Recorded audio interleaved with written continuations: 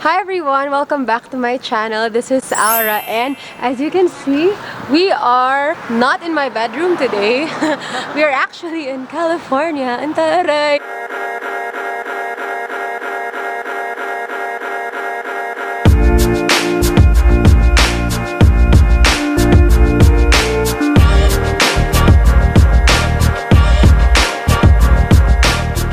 This video is still gonna be med school related. In fact, I'm super lucky because a very important person has agreed to be a guest in my vlog, and it's none other than, wait, please introduce her. We're together with our dean in our med school, PLM, and she's none other than the coolest professor in med school. Coolest prof I ever had. Hello! Hello! I'm sorry. Go ahead. As you can see, they just passed by. Ayan. When you said, it's part of the bloopers. Ayan. Hello again. And then Dean, why don't you tell us more about yourself? Ano yung naging practice ninyo? Ano yung naging residency program ninyo? And what are you doing right now? Wala.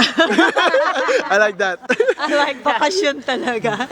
So anyway, I also finished medicine, of course, in PLM as well. And then I had my residency, ENT, in UPPGH. And then right after residency, I started my clinical practice in Subic. And during that time as well, I started teaching. So that was already 23 years ago. oh, diba? So since then, I've Hindi been... halata. Ito mo yung whole outfit namin. Oh yeah! Mas bagets mas Fab. yun sa akin. So since then, I've been teaching initially with the Department of Physiology, but of course, I also became the dean for 2 years. But right now, I'm still with the Department of Physiology. Yes. So right now we're gonna find the spot where we can shoot and ask questions to our dean. If you're interested, then keep on watching.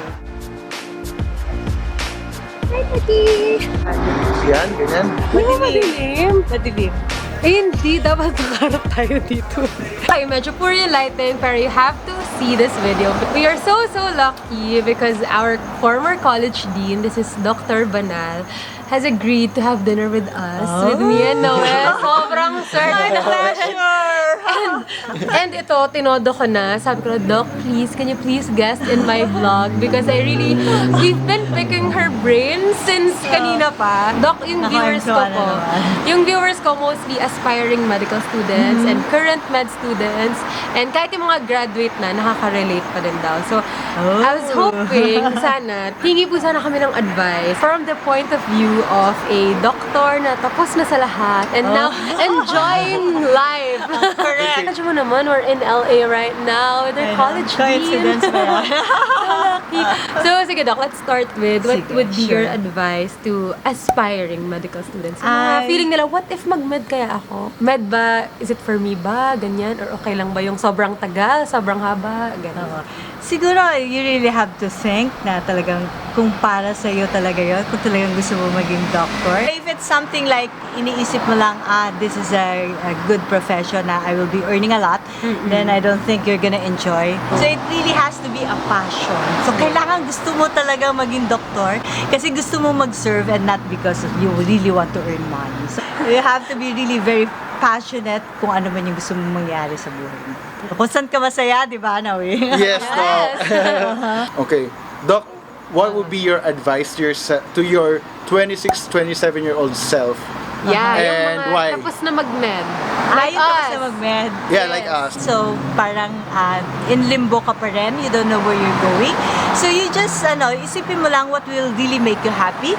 If teaching will make you happy. If going into residency will make you happy. If community service, maging doctor to the barrios ka, then go for it. I think it's really the fate, no? Yung kung saan ka dali ng paa mo, tapos kung saan mo mafe-feel na this is where I belong, this is where I'm happy at, then go for it.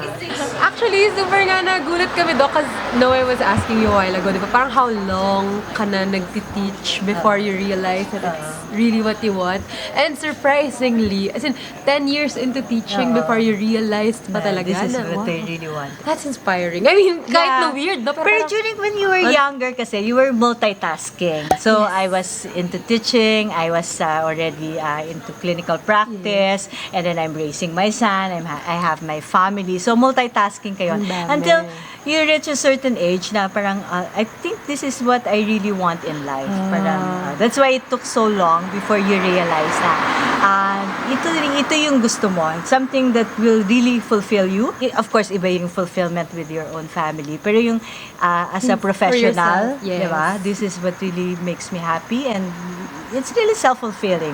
Being with young kids. So, diba? Parang feeling so young ka din talaga. Kaya parang, Doc, either gusto ko mag-pedia or gusto ko Yeah, mag-teacher. exactly. Kasi feeling ko I'll be with young people until I'm correct. really, really Oo. old. So, wow. So that's why I don't really feel that old. Kasi nga, Don't look because old. when you're with younger, yung mga younger students, parang nakukuha mo yung vibe nila. Yeah. So Alam mo every talaga. time na when I give my lecture and then when I inject these things na mga millennial, Relate. talaga happy sila. Parang cool talaga Cool, to. cool. Siya talaga yung nag-iisa naming dean na, what?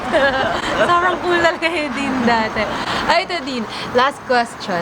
When you were ordained, ano yung na-notice mo sa aming med students? And ano yung ma-advise mo sana sa mga current med students? This is what I noticed in the recent years that I've been teaching. They're too focused on their studies that in such a way that they become so grade conscious na for me, kasi talaga YOLO talaga. You only live once. Pero yes, of course, you want to be a doctor. You have to work hard for it. But remember, you're still human. You still have to enjoy Yes. things in life. Once in a while, of course, sige, certain number of days, you devote this number of hours to your studies. But at least in a day, siguro 15 minutes, you meditate, you try to rest, di ba? You have to talk with, hindi lang yung libre yung kausap mo, kailangan kausap mo rin social, of course. You have to watch a movie or watch a TV series. It doesn't take away several hours naman from your studies, but you really have to get in touch with reality. Yes. Kasi hindi lang yung med school ang buhay mo. Yes, So you really dapat. have to enjoy. So eventually, when you go into practice, this is what will lead you to a better life, what will make you really happy. So, dapat, even if we're so busy, even if you guys are so busy true. with your studies, schedule time for yourselves. Yes, Schedule that's time with your loved ones. And Yes. in the end, you really Socialize. won't regret. Number one talaga, socialize. Ako din. That's why we have so many students then that yun na nga, gets depressed, of course the suicide rate also goes up, yung mga among medical students. I think that's because precisely one of the reason, masyado silang yung focus, walang masyadong social life. So you really have to have social interaction. Coming from our college dean. Totoo talaga yan. Pero masyado naman kasi ako yatang liberal. Hindi. It worked perfectly for us, I swear.